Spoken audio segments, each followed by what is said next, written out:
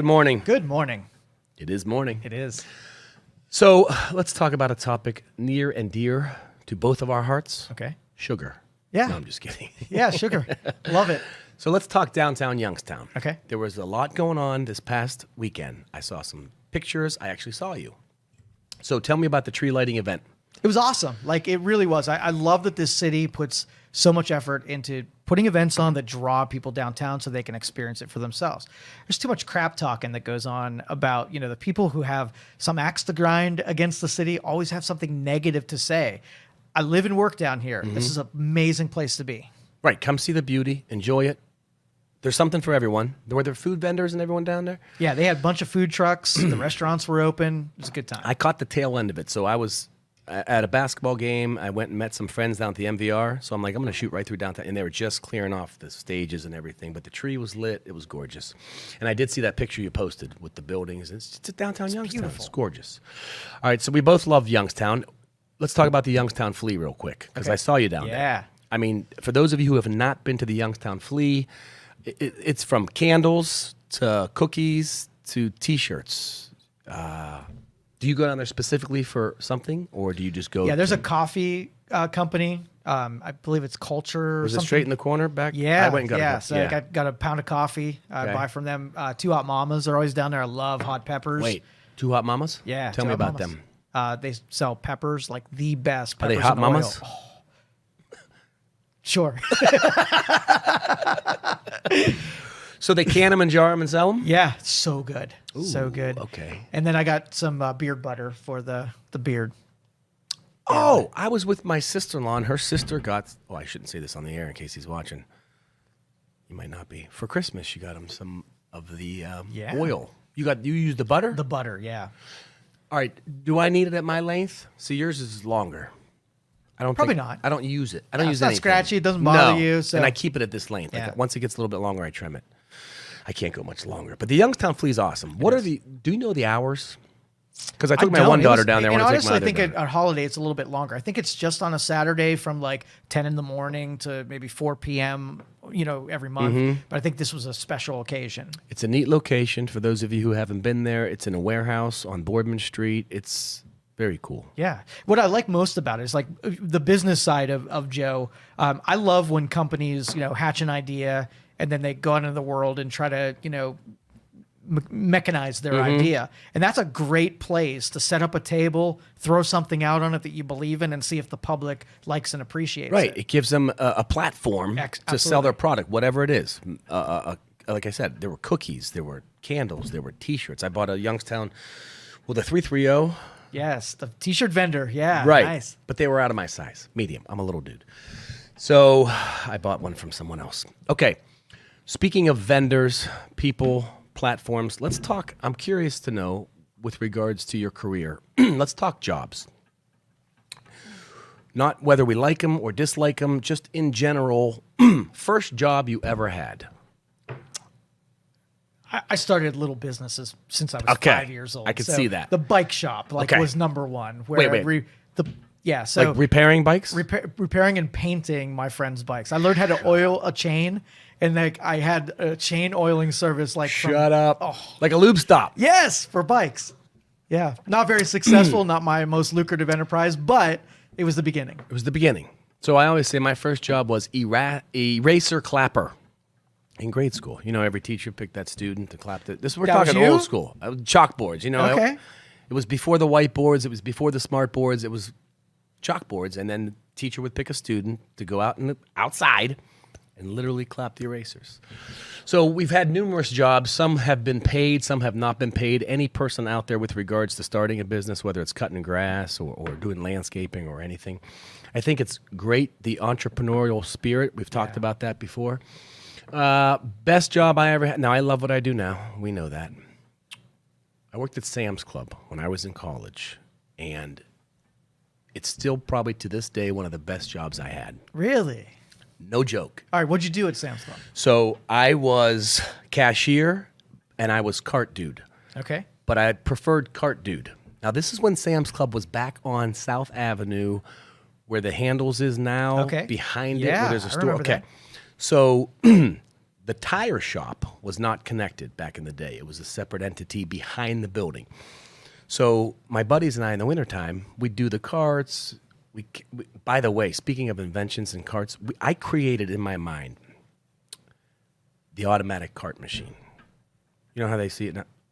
But we never brought it to fruition. But I swear to you, we had a PVC pipe, a rope, and a hook.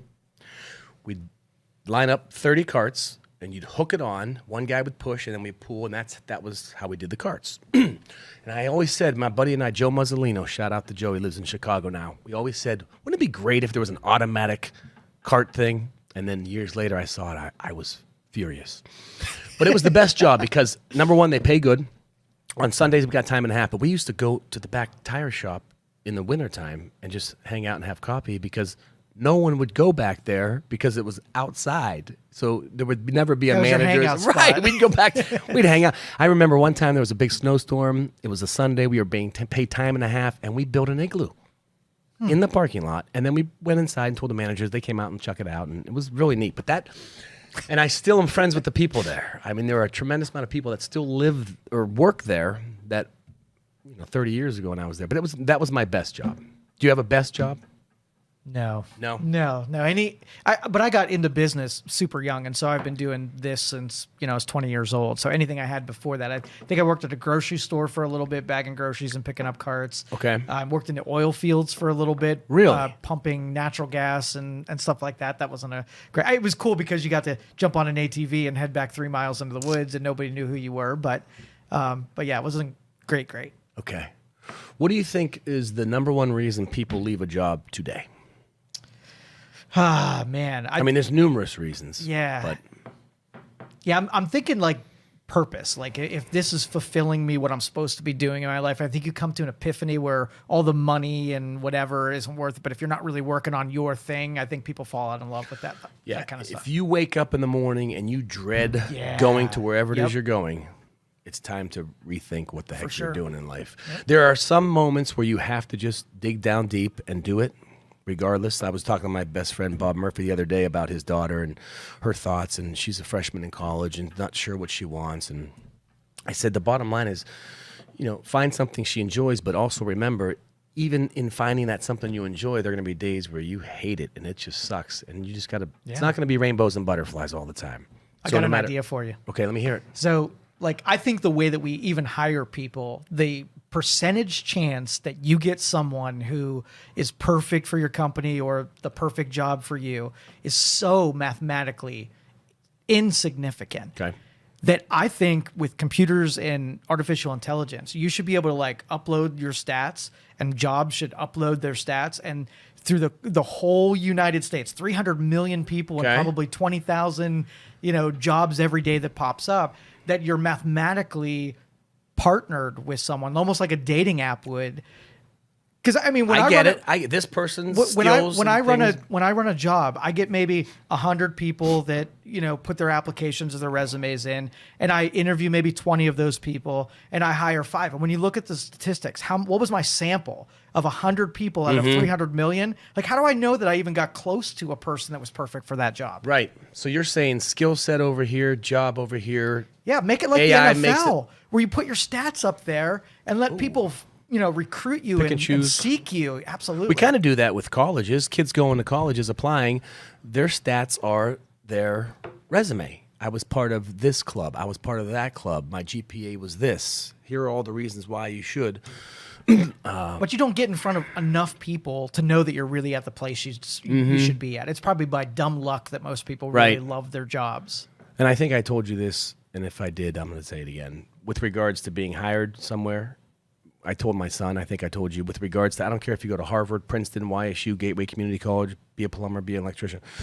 If the person across the interview table does not like you, you're not getting the job. Yep. Your degree might get you in the door, but let's be honest, if you're going to be a chemical engineer, and that's what my son wants to do, there are going to be 10 chemical engineers that day that apply for the job. Same stats, same grades, same resume, but that person interviewing is going to interview one of those 10 that he or she feels comfortable with. So in the end, I'm not saying education is not important. I'm not saying what you do to get your job, but in the end, it's the human interaction. I'm going to hire you because I feel comfortable because I know you're going to be working with my team of how many, and I don't want some. Yeah, and I'm pretty sure that you and I could sit at a table and you could take what the job is. We could pretty much get hired for just about any job that would be dependent on likability and being able to communicate well with another person. Yeah, I'm a sponge. I can absorb. It's Absolutely. the 4 types of people. You've ever heard this? Willing and able. Okay. Okay. So there are 4 types of workers. There's willing and able. Great worker. Willing, able. Boom. Then there's willing, unable. Still a good employee.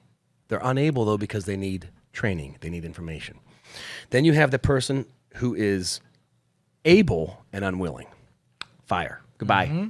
That's the bad seed. And then you have the person who's unwilling and unable. But many times they're unwilling because they're unable to do the job, so they need information. So those are the 4 basic. There's willing and able. Great. There's willing and unable, and they're unable because of, I don't know. I always think of that when I talk to people and I talk to companies about who they're going to hire and this and that. I go, I would hire on personality, and you can't teach that. You can't teach character. You can't Empathy, teach morals. You absolutely. can't teach ethics. I can teach you the job. Yeah. All right. So, yeah, Sam's Club, shout out to you. Best job ever. And I love what I do now. All right, let's talk. 'Tis the season. Christmas is coming. The weather. Gloomy, rainy, snowy, yucky. Christmas shows. Okay. Do you have a favorite? Like movie or Right. like Movie. Well, I guess Christmas Story is ingrained in everybody's brain. I like Elf and A Christmas Story. Those are my go-tos. Those are beautiful.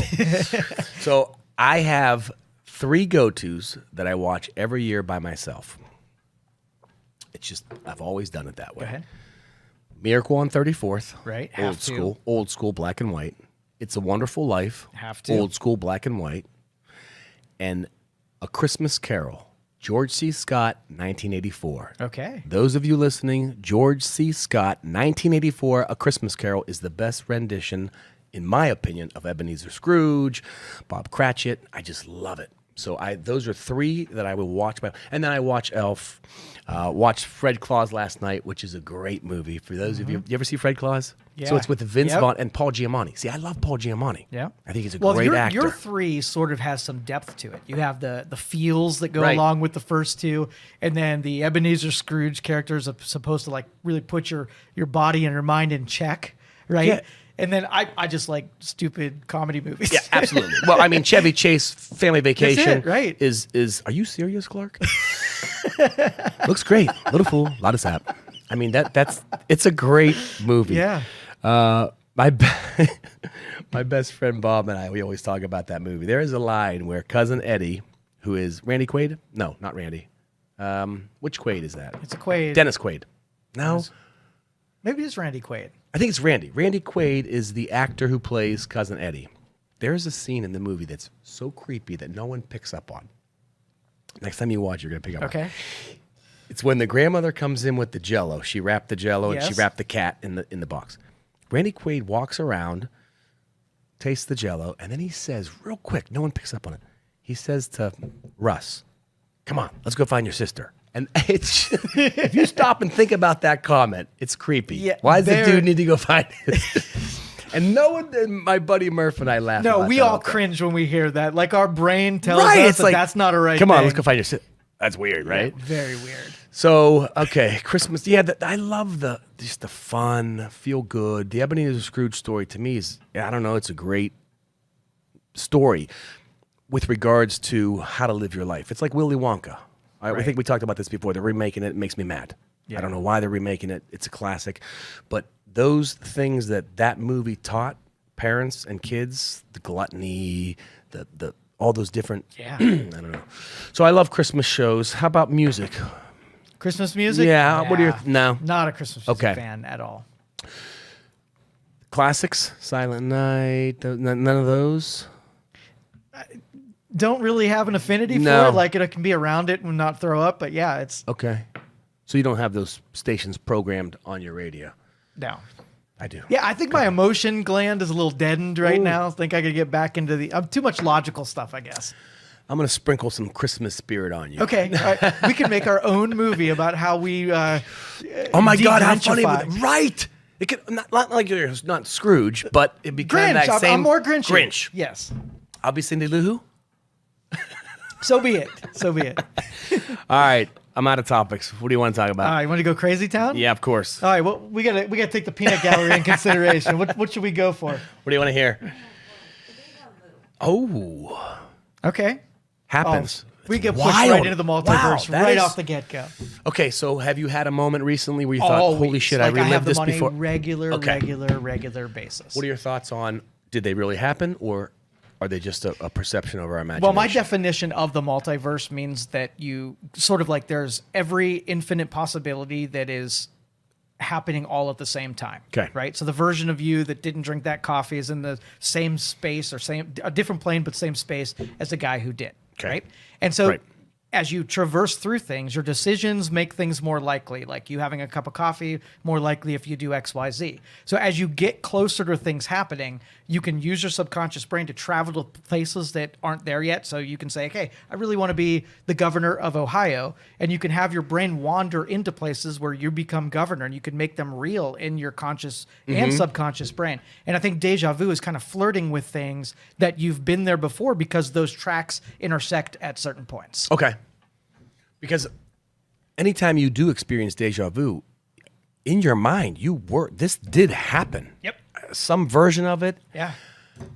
So you're saying it was an aversion that was different in space and time with regards to what we're That currently. interaction was a high potentiality, and you realized it in the real world and in Do you your think our subconscious. actions? Okay, so here's the deja vu moment. Here's us now. Do you think this moment can change based on which way our actions go? For sure. Okay, You can so experience more of that. Right. So if I go in this direction today, if I turn left on this street, and then another day I turn right on that street, two separate outcomes can happen. Yeah, because remember, you're regards- concocting these ideas in your brain, right? So as you get closer to the things you concocted, you realize things that have already happened in the versions of it in your mind.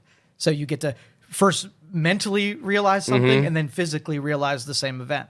And I think those are little winks that say you're on the right track of things when you start experiencing a lot of deja vu moments. Have there been movies with regards to that concept? I think Matrix was really the Okay. only one that really pointed it out. What was the one with DiCaprio, Nicholson?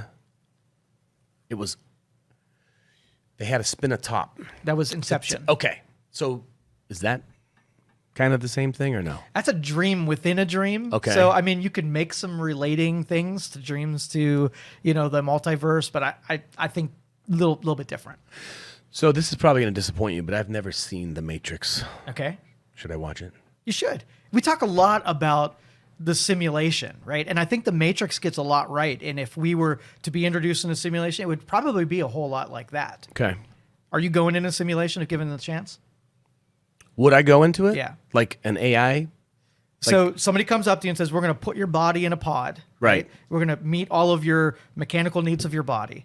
And we're going to put you in a hood, attach some kind of wire to you, have an interaction with your brain, and be able to pipe in a perception and a reality right to your brain on demand. So you can either... Oh my God, from an outside source. From an outside source. So they can put the perfect life together. They can give you challenges. For a moment or a day or ever? Well, once you're in it, why would you come out? If you can I get the don't know. perfect version of Havana, would you ever come out? I don't know if I would do that. What if you're already in I would one? do it for a What day. if you decided long time ago to go in and you're still in Oh, one? shit. What if you're born into one? I blame my mother and the doctor then. Yeah, because I you've mean, never had the idea, let's get out of the simulation because that's now all I knew. accepted it. Jim Carrey. Yeah. What's the movie? Yeah, What's the movie? Truman Show. Truman Show. Yeah, that was his life. He grew up thinking that was his reality. It was a simulation in the physical that was presented to him, and he totally accepted it as real. That could be happening right now. Amen. Okay. Absolutely. Right. Yeah. So it is more likely that we're already in a simulation, and just like your Inception deal, that Yeah. we probably will put ourselves in a simulation while we're already in a simulation. We're already there, and we're gonna absolutely right. You guys are deep. But if you're accepting and you're enjoying it and you're wandering through it, why would you want to be removed from it? I agree. Because it's all you would know. Right. So you die in this simulation, If and it's then you all I wake up knew, in the previous one. I'd be okay with it. But the fact that I know all of this other stuff and then to be put into it, I don't know. I don't know if I would do it. Would you? Obviously, yes. I know. 100%. I'm already in it's it. a dumb question. I would do it for a day. I think. You have a machine? Can we do it? Can you hook? Man, I really want to say yes so bad right now. Someone does. Someone's working on it somewhere. Yeah. You need all right, here's the thing. Like Okay. one of the premises in the Matrix were that they created a simulation that was too good and was rejected by humankind. It was too utopia. There were too many good things. And since there wasn't a big crisis to overcome or purpose in life, that was rejected by the brains of the first batch, right? Okay. Would you want a perfect simulation where you just had eternal happiness? Or would you want a simulation where you had some things to conquer? I think things to conquer because it makes me a stronger person. However, if all I knew was good and I never had to overcome adversity, I wouldn't even understand the concept of having to overcome something. So because I already know overcoming things makes me a better, stronger person, I prefer to. It's Billy Joel. One of my favorite songs is The Entertainer. And he's like, things I did not know at first, I learned by doing twice. So it's that concept of, I think you become a stronger, better person when you can fight through and live through your adversities. If everything's just perfect rainbows and butterflies. Yeah. So now if let's just say the architect of the simulation sat down with you right now and said, hey, I know what you've experienced. Okay. You're just waking up to the fact that this is real, but every opposition is a simulated opposition. It's all not really real. Okay. Would you take the simulation seriously if you knew that it was just a not real version of a crisis? Would it be not real because it's just fake? Yeah. So it put never in really your brain. happened. You're So- conquering something that only exists in your mind. In my mind. In your mind. Because your perception is your mind. So every Right. crisis is I don't just in think your I mind. would feel like I overcame something then. So if you knew the monster in front of you wasn't really a monster, that you were really not have a price to pay for losing or winning, Right. it would be whatever. So you almost have to be in the blind, not know you're in a simulation for it to be accepted. Correct. All right, I think we just said that we're in a simulation. Congratulations. Thank you. Boom. Mind blown. Oh, my goodness. Oh, wait. You had a quote. Let's talk about this before we wrap it up. I love your stuff. You put out so much stuff. I don't even know how you find the time to put out half the stuff you put, but I like the little quick ones. Oh, this is one recently. Stop acronyming. Not everything needs one, and it doesn't save time. So obviously an acronym is a shortened version of a word. Yes. So we use it in our industry all the Right. time. And I think it annoys me because we use it to sort of like keep some people outside of the know, right? And I hate that. We're like, your BRP was not right, right? Okay, right. And There are a people lot are of like, what? Correct. There's a lot of acronyms with regards to. You're right. Only people in that industry would know Yes. what's being said. I like PB&J, BLT, Peanut butter jelly? BLT, Bacon, lettuce, tomato? Yeah. Let me think. LOL, Laugh out loud. BRB, be right back. Be right back, Right. yeah. Right. Let's see. So I can hit a stopwatch, and the time it takes you to say BRB and be right back are Same. very similar. I am one who types stuff out when I text. I will never text K, the letter. I don't even put OK, as in the letter O and the letter K. I put OK, AY. I don't know why. It's one of those things. I feel like it's more just, not that I'm shortening, but I always, when I put OK on something, that's one of the things in my texts or my emails. I will always put OKAY. I don't know why. It's one of those things. You don't have to abbreviate. I think the origin was, you remember when cell phones used to have the buttons and you have to hit a button 3 times to get a certain letter? Yes, So you yes. created acronyms because it took entirely too long Okay, to that makes sense. author something. But that's not the case anymore. I could talk into it. Now, do you say, I'll be right back, or do you say BRB? Yeah, right, It's kind of right. annoyingly stupid at this point. Yeah, when the BlackBerry came out, that changed the whole concept Yeah. of you actually have a letter for each Right. thing. It doesn't save time. There's Doesn't no save good time. purpose Okay, for it. stop the acronyms, people. Spell it out. All right, here's one Spell more it thing. out. Unless you have another topic. Oh, go for it. This was a good one. I want to teach you how to hear things you disagree with without responding with malice. Yes. And that is so important. So many times in life, someone says something to me or someone else, and our first thought is, you son of a, I'm going to teach you and put you in your place as to why you shouldn't say that. So what are your thoughts on how should you react when someone treats you in a way that you don't like without using Well, malice? first let me tell you a story. Okay. Okay, so about 2 months ago, I was doxxed. Do you know what Nope. doxing is? So when you play in the social spaces, you use, like, I use my real name when I'm out there in the real world, right? And so when you post things and you share ideas, and somebody comes along and they don't like what your idea is, they try to hurt you. Sometimes physically, sometimes with reputation, sometimes they just try to destroy your credibility, and so they will Through their words.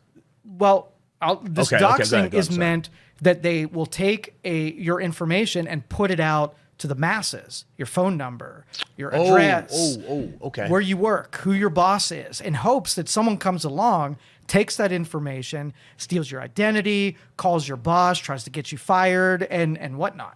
And I say some controversial things at points. So I got doxed a couple months ago, and they put, my businesses are all out there. Pretty much everything about me is public anyway. Yeah. So if you wanted to target me, I'd be a pretty easy candidate. And so I had people show up at this office, right, and scope out the place. And What? So someone tries to make trouble for you. They Okay. try to injure you and your credibility. And if I had a sensitive life where I had a boss that could fire me or whatever, these people might have been able to make trouble. One kid that got doxxed a little while ago, they swatted them. Okay. Which basically they found out their address, so they called a SWAT team and said that I'm inside the house and I'm making meth and I'm going to kill somebody. And the SWAT team comes, kicks in the door, and disturbs someone's Lifestyle. whatever. Yeah, and Wow. but so that's to its most extreme. Okay. But in a social setting, if I say something and you don't like what I said, not only do you can disagree and we can have a conversation why you think I'm wrong, you might go to the, like, I want to hurt you and make you feel bad. And I've had people tell me that I need to go kill myself, right? Based on what you just said. Exactly. A thought or concept Exactly. you had. Yeah, it's And horrible. societally, you can't exchange good ideas when you have so many people that disagree with you. Go to that extreme. Yeah, that's sad. It You is. can't just voice something, and those who want to hear it can hear it, and those who don't want to hear it just don't listen. Just don't Yeah. watch it. I always say that. Howard Stern was like that back in the day. I mean, people hated him, but they said the average person who liked him listened for an hour and a half a day. The person who disliked him listened for 2.5 hours a day. Yep. So he actually had people listening to him who hated him more because they wanted to find that thing that they can doxing. Is that Doxing. Wow. Okay. Well, don't dox me if you're watching. I'm public. I mean, I'm out there. You can Google Brian Blasko and a ton of stuff. And I comes up. felt myself after that happened that I'm a little bit more restrained on the things that I say, because it's still, someone could take the opportunity to do that again, and it might even go worse than it did the first time, because it cost me 3 weeks in mopping up to get the stuff. Like, they would go and do reviews on my business about how my companies are doing X, Y, and Z. So I had to go challenge all of that crap. Like, they tried to hurt me in any way that was possible. Geez, so people do something else. Yeah. Right. That's sad. But I'll always watch these conversations go from, I disagree with you, to you're an idiot, to, like, I'm going to try to soil your reputation by the next person who, reads this. And that's where we start going wrong. When malice starts coming into play, we go really wrong. Yeah, that's evil. That's just bad. It's bad juju. I don't want to end on this one, though. So what else? Okay, let's right. Bigfoot. Well, you've overcome, but sponsor. I love Bigfoot. Here's the thing about Bigfoot. I mean, why I love that I we can throw that out there and he does it. Why I love it. haven't we found a carcass? That's my only argument. Why? I have a simple answer for you. Have you driven across the country? I've driven in every state except one, but I've never You've driven flown across over the the country. No, country. I've driven. I mean, yes, okay. Right. Have I driven from New York to California cross country Route 66? No.